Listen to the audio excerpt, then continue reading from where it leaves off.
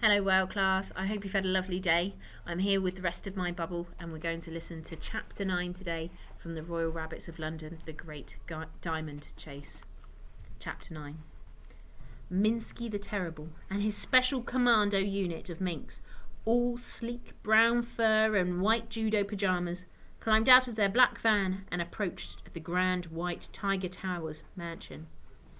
Silky, serpentine and lithe, they crept along in the shadows, bellies low to the ground, paws padding silently over the pavement, alert to every sound and smell, ready to pounce at any moment.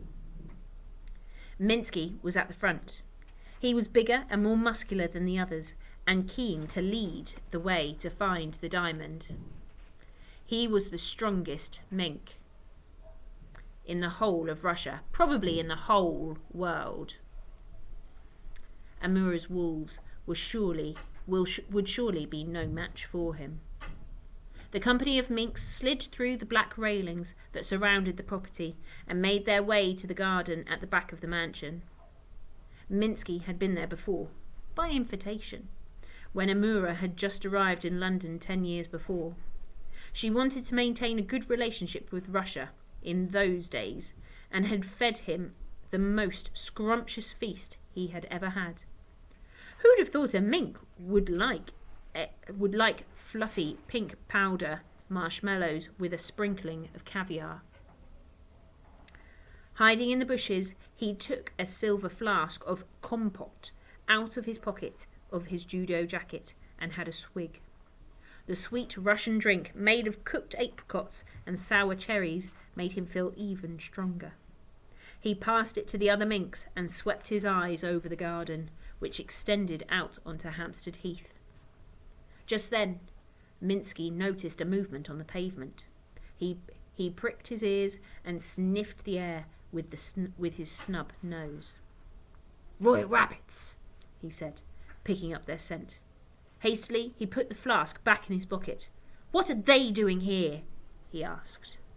Then he saw, through the darkness, a large number of giant rabbits leaping stealthily over the railings, and one very small squeezing through.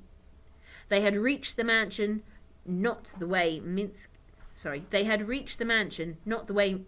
and his company had come, from the front, but from the heath here at the back. He snarled and said something very rude in Russian, which will not be printed here. "Have those ratsies double-crossed me and sent the photo to the pesky royal rabbits too?" he smouldered. "Well, my fellow minks, it seems we may have a fight on our hands." Zeno assembled his thumpers in the bushes at the edge of the garden, facing the mansion. Clooney and Laser checked out the lawn and surrounding shrubbery. Shiloh picked up a strange scent on the wind. It wasn't fox or rabbit, but something entirely different. Something he'd never smelt before. It had to be the minks. "We have company," he said, gingerly, poking his nose out of the bush to take a look. "Minks, I think."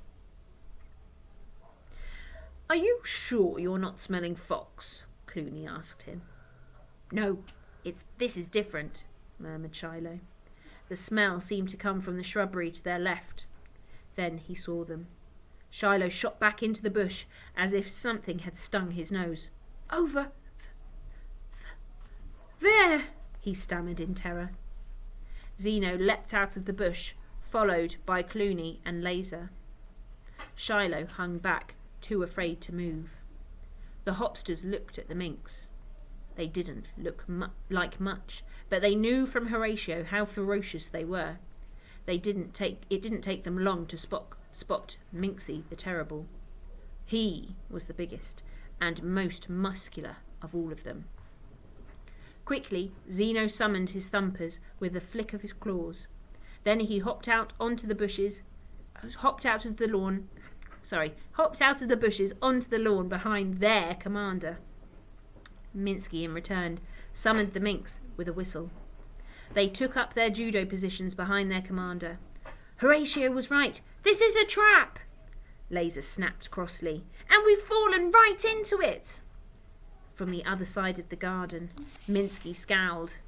"This is a trap!" he sneered ferociously. "Why did I ever trust a Ratsy?" Laser nudged Clooney. While Zeno keeps the minx busy, let's see if we can find a way into this place. "Good idea," Clooney replied. "Come on, Shiloh. We might find an open window small enough to push you through." Shiloh's heart began to beat wildly. He didn't think he'd be brave enough to enter that mansion on his own.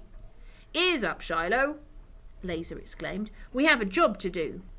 The three of them set off while Zeno stared at Minsky and Minsky stared at Zeno, and neither of them moved. Then suddenly the back door of the fortified mansion opened. Zeno and Minsky turned and watched as two fearsome white wolves in black jumpsuits and gold belts stepped out. There they are.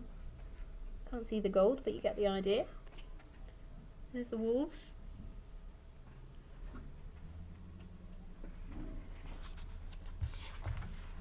Oh.